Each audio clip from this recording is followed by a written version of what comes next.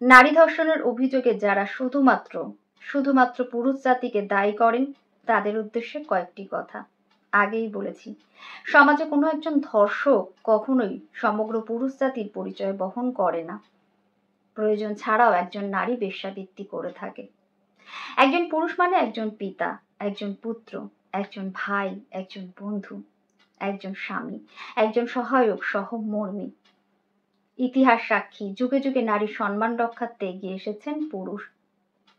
ধর্ষক যদি পুরুষ হয় তাহলে রক্ষকও পুরুষ। নারী স্বাধীনতা, নারী সম্মান, নারী শিক্ষার জন্য যারা লড়েছেন এবং জিতেছেন তারা পুরুষই।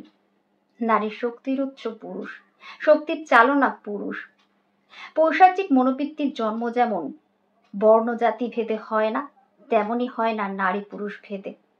দুধের শিশুকে বন্ধ দরজার ওপারে রেখে যখন একজন মা মমত্বকে বিসর্জন দেয়, তখন তার চাইতে বড় ধর্ষক আর কেউ হয় না। সেই কাল থেকে এই কাল নারী নির্যাতিতা অসুররূপী পুরুষদের হাতে। আবার এই অসুররূপী পুরুষদের বিনাশও দুর্গারূপী নারীদের হাতেই। মজার বিষয়, এই অসুরদের জন্মদাত্রী নারীরাই।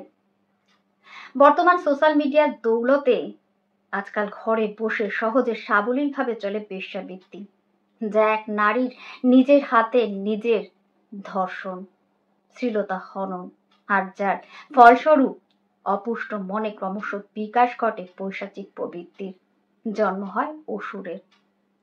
আজ যারা প্রতিবাদে সরব তারা কেন নীরব এইসব ধর্ষকদের বিরুদ্ধে?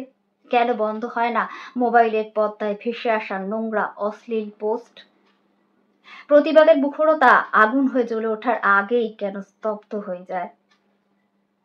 রক্ষক যদি ভক্ষক হয়, তাহলে আজ ভক্ষক স্বয়ং নারী। নারী শাসিত রাজ্যে নারী লাঞ্ছিতা, নারী নির্যাতিতা, নারী নিরাপত্তাহীনা, নারী ধর্ষিতা। ধর্ষক কি শুধুই পুরুষ?